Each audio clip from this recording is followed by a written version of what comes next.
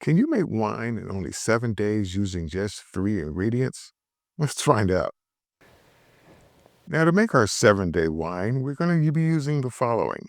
I've got 2 quarts of 100% apple juice. I have 1.5 cups of white granulated sugar. You can use 1 cup, it'll work just as well. I'm going to be using half a teaspoon of active dry yeast. Optionally, I'm going to be using a hydrometer to be able to determine how much sugar we're starting with, how much sugar we're going to end up with, and how much alcohol has been produced by all of that yeast eating all of that sugar, producing the alcohol we want. Now, what we want to do is that we want to pour off about 1.5 cups of our apple juice to make room for our 1.5 cups of sugar.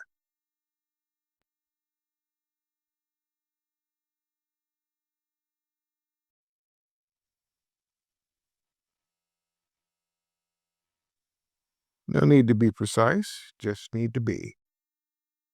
And to make things a little bit more easier, I'm going to use a funnel and pour in my sugar.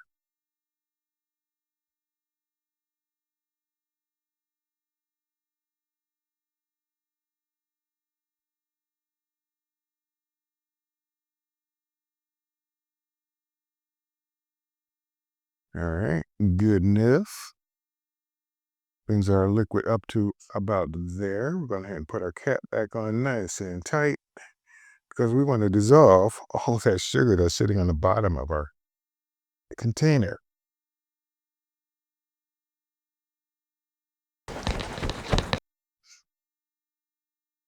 All right, that is for the moment good enough. Now, for those of you who have hydrometers at home, you can go ahead and take your initial reading. See if I can do that on this side.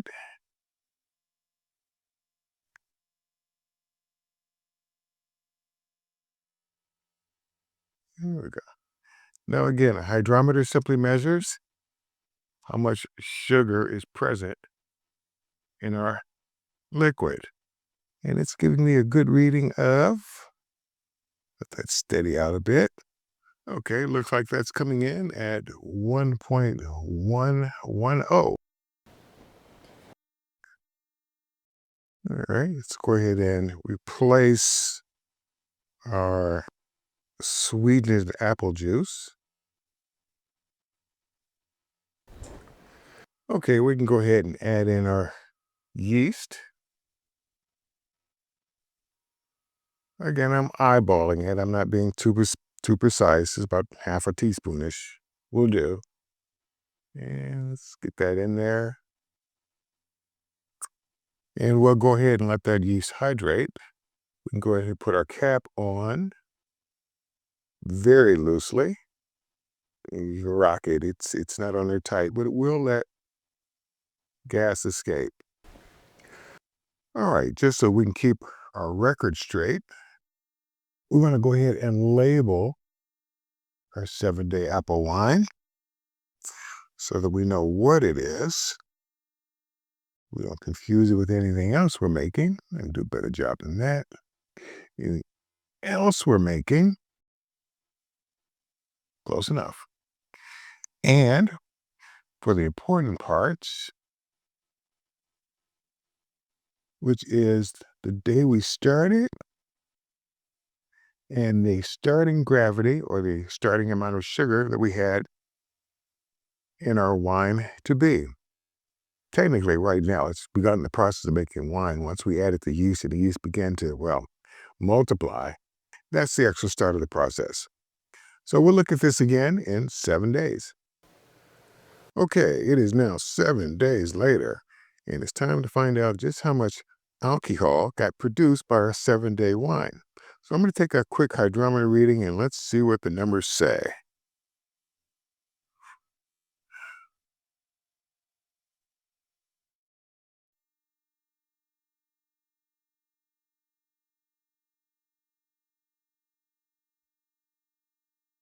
All right.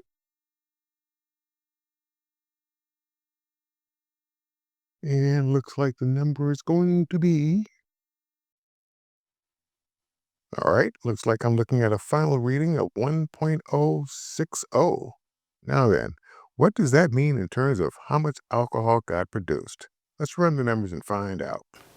Well, we started with a original gravity reading of 1.110, which was the amount of sugar that the hydrometer detected. And we subtract the amount of sugar that we had left in our wine, which was 1.060. We then multiply that by 131.25, and that gave us a ABV of 6.56.25%. Okay, if you've seen my videos before, you know that this is the point at which I actually taste whatever it is that I've made, with only one exception. That was that Tapachi wine that didn't turn out as planned. Didn't bother to drinking that one. However, I've not had a 7-day wonder in almost 4 years of doing these winemaking videos. This was when I was doing my very first wines, as shown in the example. In any event, uh, before tasting it, I'll simply say this. This batch of wine was made at the very same time that I made this batch of wine. You can see it's similar color. This batch of wine was made 4 months ago. And as you can tell, this has cleared up quite a bit compared to what we have in our more recent creations. Point being, if you wait long enough, it will begin to clear a lot more than what you got here. And what's the purpose of waiting? One, flavor will be better. We've already talked about the clarity of the wine will get better. Another thing is that when I first started, yeah, it was nice to have something alcoholic that I made myself for the very first time.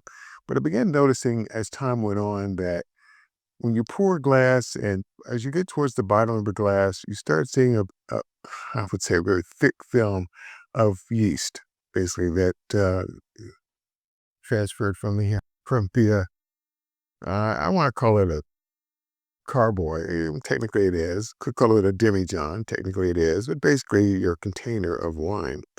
Um, it got to the point where that was just simply unpleasant to look at. It doesn't hurt you; it's just yeast. But drinking something like this, as opposed to something like this, time makes a world of difference. Now that I've stalled long enough, I guess it's time to go ahead and try it. Let me get this out the way. Let me crack that open.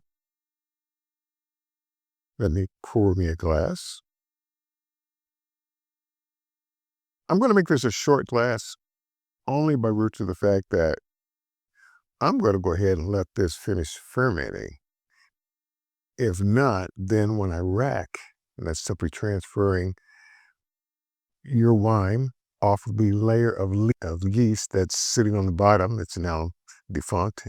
You don't want to impart any flavors from that. You want to just transfer this into something similar size, and that way you can continue on fermentation.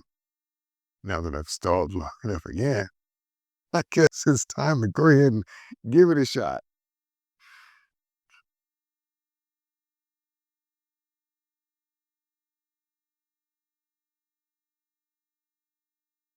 Well, I mean, you can smell the alcohol. It is there. That film of yeast hasn't quite developed. If I let it sit here long enough, it will. Because this was not pasteurized, it's got a fairly sharp, clean flavor to it. But okay, I'll, I'll stop messing around and go ahead and see what it tastes like. Well, profile shot so you guys can actually see them actually drinking this.